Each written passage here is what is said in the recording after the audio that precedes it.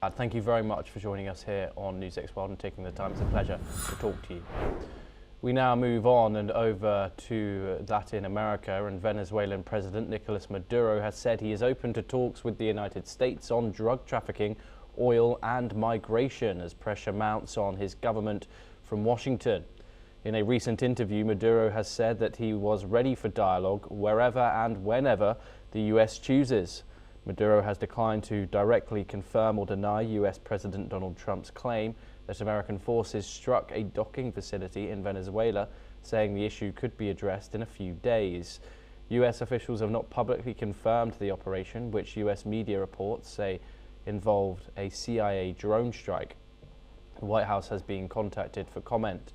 His comments have come amid an expanded US campaign targeting vessels of suspected drug smuggling in the Caribbean and the Eastern Pacific.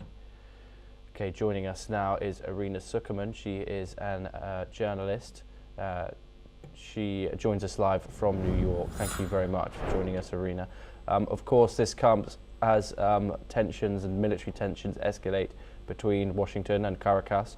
Do you see Donald Trump saying yes to diplomacy with Maduro? Thank you so much. There's a few things going on. The U.S. has been applying a lot of pressure lately, including systematically pursuing not only the fishing boats allegedly smuggling drugs, but also oil tankers. And in the last incident, some of these tankers started painting Russian flags on the side, and Russia has actually intervened on behalf of one of the tankers that is fleeing and asked U.S. not to pursue it. So we're seeing third parties getting involved. At the same time, Maduro has apparently taken several U.S. citizens hostage since these U.S. strikes on the fishing boats began, which means that Maduro is also trying to leverage a potential hostage exchange as a means of de-escalating the current situation and preventing U.S. From going further. We are seeing that up until this point, Maduro's efforts to get U.S. To scale down its attacks has not worked. Maduro reportedly in the past offered to leave Venezuela on the condition of full immunity, which U.S. was not okay with. Now, I think he is trying to use the leverage of these American citizens to try to sort of freeze the scale of attacks before they get any worse and destroy the infrastructure on land. It is entirely possible that if such a drone strike occurred, it may have damaged one of the facility, either a weapons facility or a warehouse where some of those drugs are stored. And at this point, the issue is not simply about denying an economic lifeline to Venezuela, but also it strikes at the heart of the internal domestic legitimacy for the Maduro regime.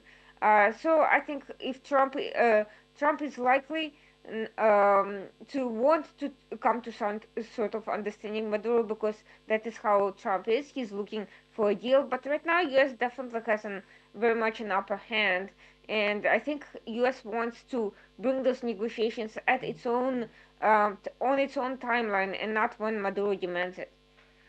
Indeed, Irina. And of course, Maduro refused to clearly confirm or deny about the alleged US strike. Both Washington and Caracas have now denied to tell the public about it. What does that ambiguity tell us?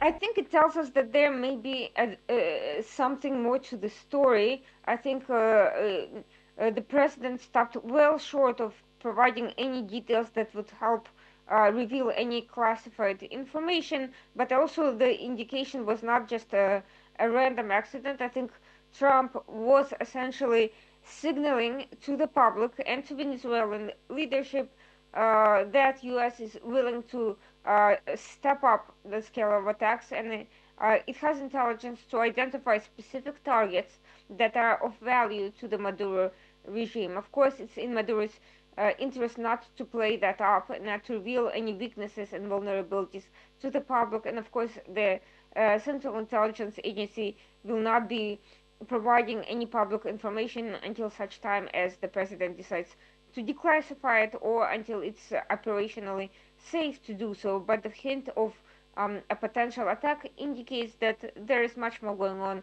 behind the scenes, as one would expect in such a scenario. Thank you very much for joining us here in News 8 World. It's a pleasure to speak to you. We now move on to our next story.